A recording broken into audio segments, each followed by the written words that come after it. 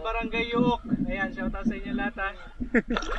Kasama natin si Katusukin, Ken Spear Fishing. O, dyan kayo manghingi ng yapak o, bagong gawa. Naghihintay sa atin, mag-iihaw tayo ng malaking isda pag may nahuli. Tara.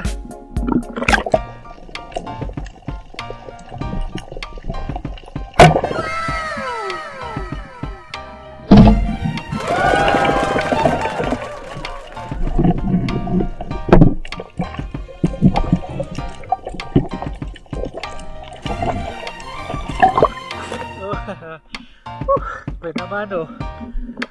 Pansinigang.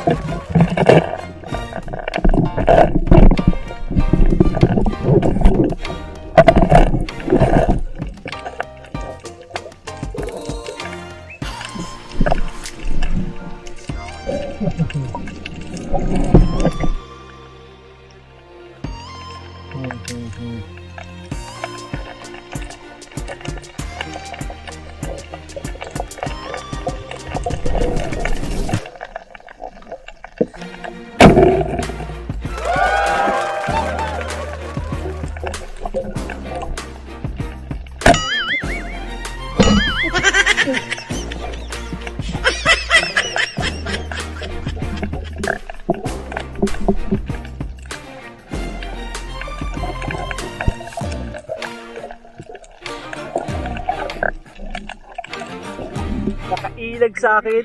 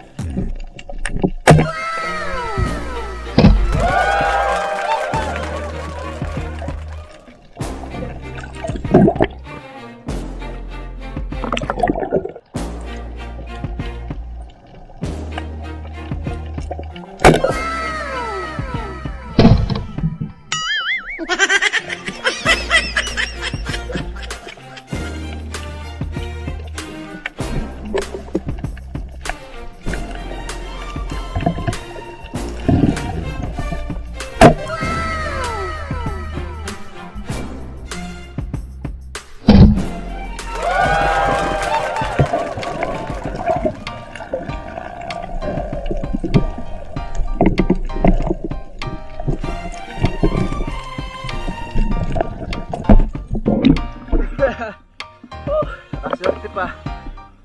Lakas agos.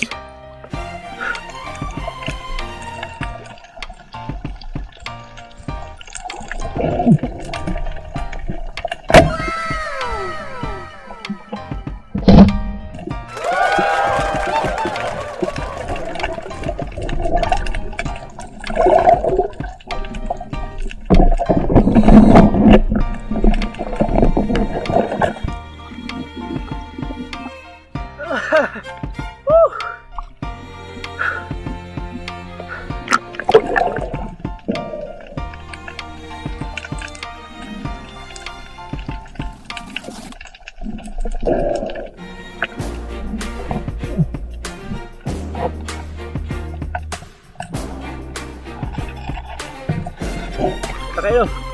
Ha? Okay. Do ano, hindi ako niligpit niya. Yun na pagkatama.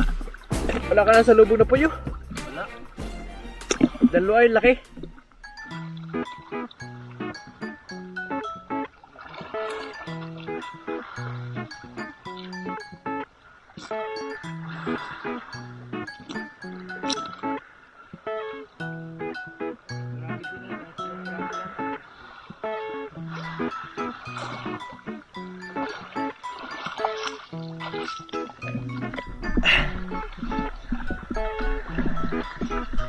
Oh.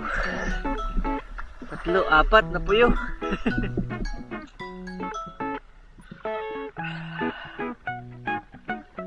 Maliit tingnan ah. Oh. 1.9.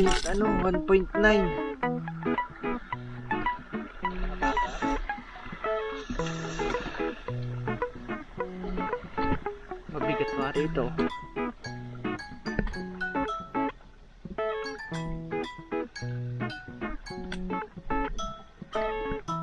Bilang na bilang ngayon, dalawang panos, dalawang kanuping.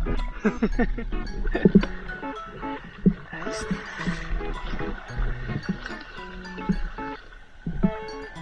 Ayos din.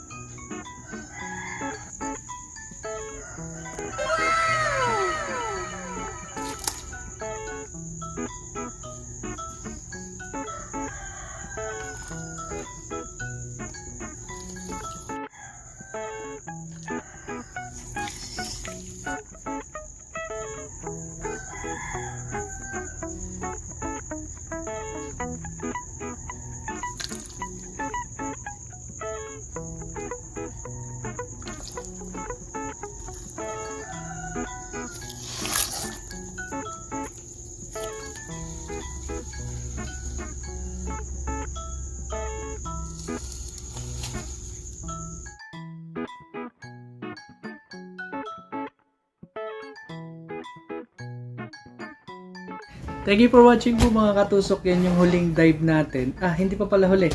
Yan yung dive natin nung nakaraang linggo pa na kasama si Katusukan. Pero dahil sa nagkatrangkaso si Mrs. saka yung anak ko, hindi natin agad na edit yan. Pagkatapos, ako naman yung nagkatrangkaso. Kaya hindi rin natin naasikaso yan. Ngayon, nandito na tayo sa Batangas. Kaya dito ko na na-upload yan.